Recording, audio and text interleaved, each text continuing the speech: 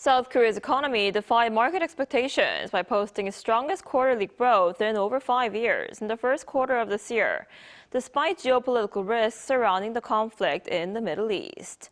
For more, we're joined today by Professor Kim Yong-Jin, professor at Sogang Business School.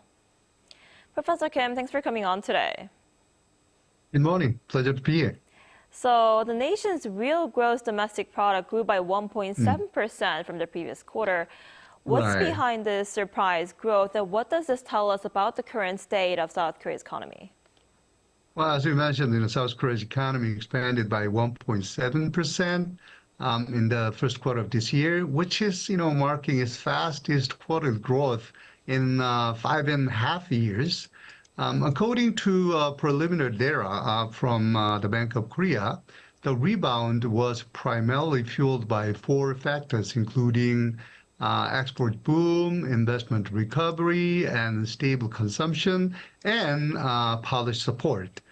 Korean export jumped, 5.1%, largely driven by, IT component like semiconductors for AI infrastructure.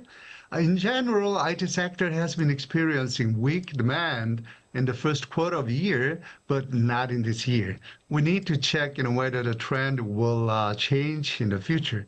In terms of investment recovery, facility investment surged 4.8%, while construction investment climbed 2.8%, ending a long period of contraction in the sector. Private consumption also rose 0.5%, supported by improved household confidence and spending on goods. Lastly, I believe the large portion of the economic expansion of Korea in the first quarter is attributed to policy support. Government measures, including capital market revitalization and fuel price cap, helped ease the impact of energy cost. I see. And SK hynix yesterday reported a 5-fold jump in quarterly operating profit, and that reached over $25 billion US. What's the significance of this, and how do you view some reports suggesting it still, failed to impress investors that are questioning how long this boom in AI memory chip sales can last? Yeah. It is amazing to see SK hynix, record-breaking first quarter result of this year, right? I believe it highlights its dominance in the AI-driven semiconductors market, even as, some investors remain cautious about the long-term sustainability of this super cycle. The jump in operating profit of SK hynix to 37.6 trillion won, which is approximately 25 billion US, is a milestone for both the company and the broader industry. The company achieved a record high 72% operating margin, which is great, right? Surpassing the profitability of major competitors like Samsung Electronics and even the founder leader TSMC. As a primary supplier to NVIDIA, SK hynix is capitalizing on the high demand for high bandwidth memory, which is essential for AI service.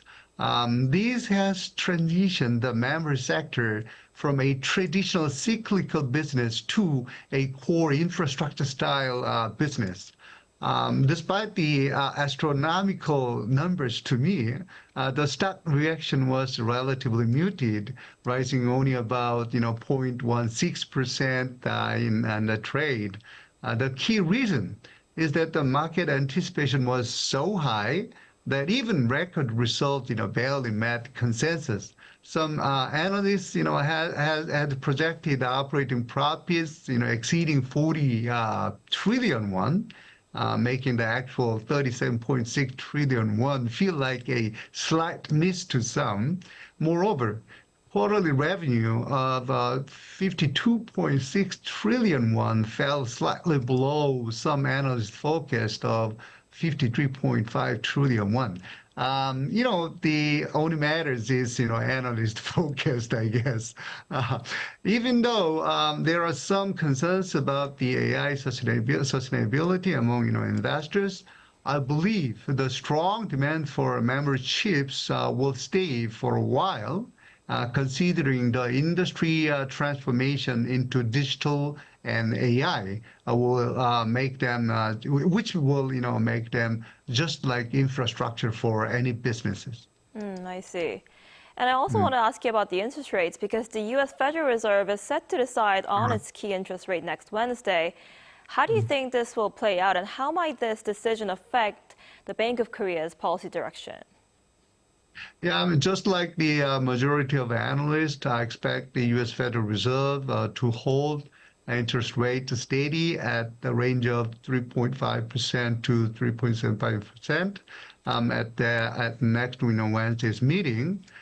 Despite strong GDP growth in early of this year, persistent inflation in tight labor market suggests that the Fed is in no rush to pivot toward easing.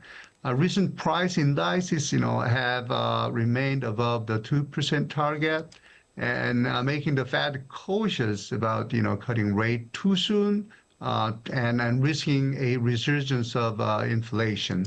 The U.S. economy has shown remarkable strength.